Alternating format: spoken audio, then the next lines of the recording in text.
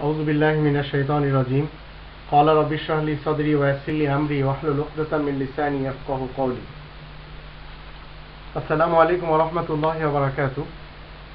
শ্রমিক দিবস, এই শ্রমিকদের সম্পর্কে এই কোরআন কি বলছে? আমরা যদি দেখি, শ্রমিকদের একটি দিবস বছরে একদিন পহেলা মেতে পালন করা হয়। 1886 সালের পহেলা মে আমেরিকার শিকাগোতে শ্রমিকরা 8 ঘন্টা কাজ করার দাবি নিয়ে তাদের জীবন উৎসর্গ করে গেছেন। পুঁজিবাদীদের থেকে শ্রমিকদের দাবি ছিল নিজেদের অধিকার আদায়ের। শ্রমিকদের আত্মদানের সেই পহেলা মে দিবসকে তখন থেকেই আজ 2015 পর্যন্ত পালন হয়ে আসছে, আগামীতেও পালন হবে। শ্রমিকদের সাথে শ্রমিকরা সত্যি তাদের কাঁধে কাঁধ মিলিয়ে তারা তাদের অধিকার এবং ন্যায্য পাওনাকে আদায়ের জন্য বিভিন্ন ধরনের সংগ্রাম করে।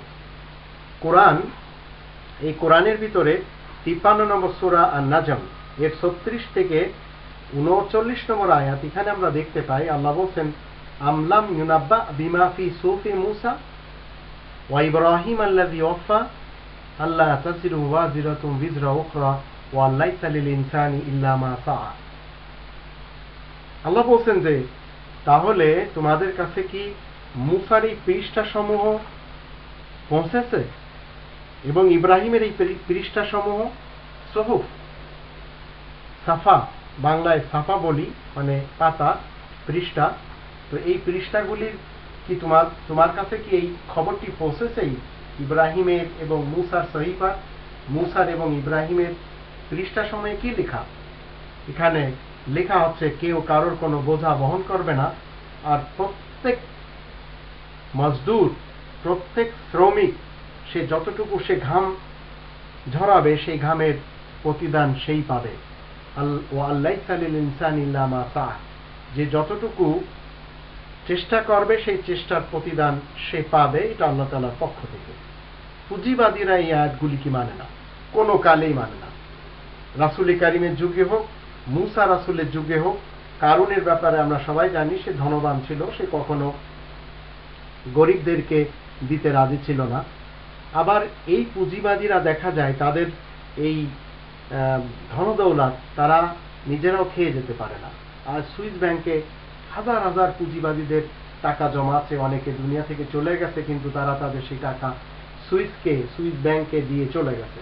আমরা বড় বড় নেতাদের দেখতে পাই, অনেকে মারা গেছে, তাদের টাকা কেউ উত্তোলন করতে পারে না। তারপরে 46 নম্বর সূরা আল আহকাফের 19 নম্বর আয়াতে আমরা দেখতে পাই আল্লাহ বলছেন, ওয়ালিকুল্লিন দারাজাতুম মিম্মা আমিলু ওয়ালিয়াফিয়াহুম আমালুহুম ওয়া হুম লা ইউজলামুন। যারা যে যতটুকু শ্রম দিবে সেই শ্রমের বদলা শ্রমিককে ঠিক পূর্ণভাবে আদায় করার কথা আল্লাহ তাআলা বলে দিয়েছেন। এই আয়াত এই শ্রম এবং শ্রমিকদের ব্যাপারে পুঁজিবাদীরা কখনো মানে না।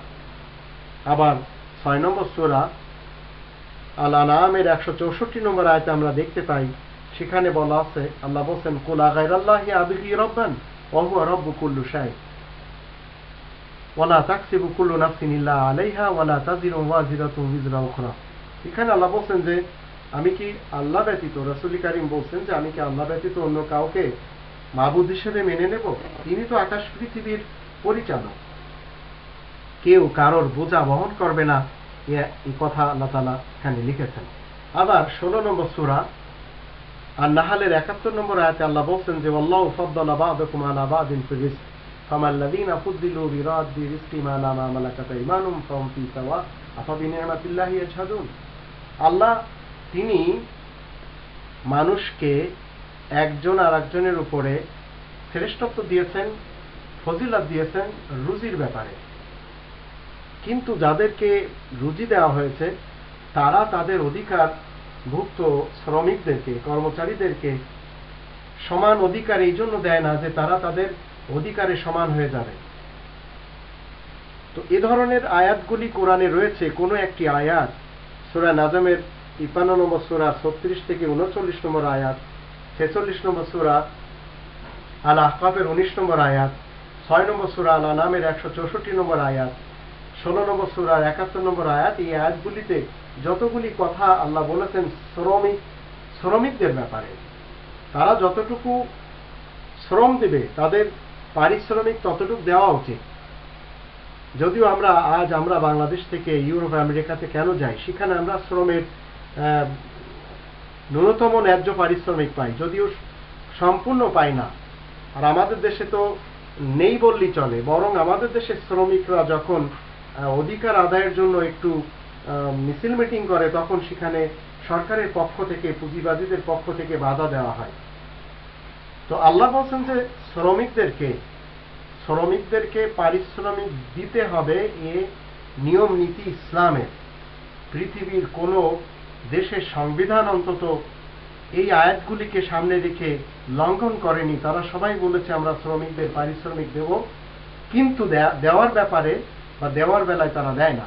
আর মানবাধিকারের যে সমস্ত সংস্থা পৃথিবীতে রয়েছে, তারা শ্রমিকদের ব্যাপারে কোনোদিন ন্যায্য পারিশ্রমিক আদায়ের দাবিতে তারা কখনো সোচ্চার নয়।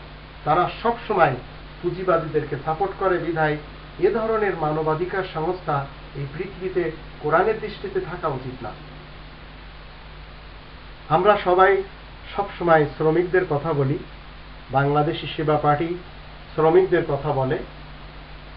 আমরা সবাই মিলে যদি আমাদের আওতাভুক্ত, আমাদের যারা সহযোগী, তাদেরকে ঠিকমতো পারিশ্রমিক আমরা দিতে পারি, তাহলে আমরা মুসলিম মুমিন হতে পারব।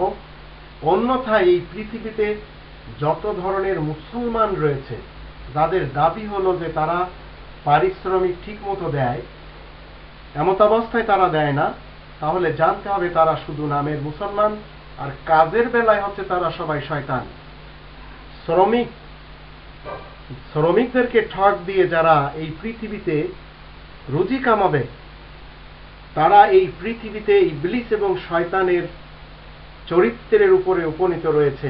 বিধায় আমেরিকাতে সেই সময় শ্রমিকরা সেই 1886 সালে জান দিতে তারা প্রস্তুত ছিল, তারা জান দিয়ে গেছে। যদিও তাদের জান দেওয়াতে পরবর্তীকালের শ্রমিকদের তত বেশি লাভ হয়নি, কিন্তু তারা তো চলে গেছেন। তো আমি কোরআনের এই আয়াতগুলিকে সামনে রেখে আপনাদের, বিশেষ করে আপনারা যারা পুঁজিবাদী রয়েছেন, আপনাদেরকে আমি বলতে চাই, আপনারা যদি মুসলিম হওয়ার দাবি করেন, মুমিন হওয়ার দাবি করেন, তাহলে আপনাদেরকে এই আয়াতগুলি মানতে হবে। আর এই আয়াতগুলির দৃষ্টিতে আপনাদের উচিত হবে আপনাদের কাজের সহযোগী যত শ্রমিক রয়েছে, মজদুর রয়েছে, তাদের পারিশ্রমিক ঠিকভাবে যেন আপনারা দেন। আল্লাহ তাআলা আপনাদেরকে সেই তৌফিক দান করুন। ওমা আলাইনা ইল্লাল বালাগুল মুবিন।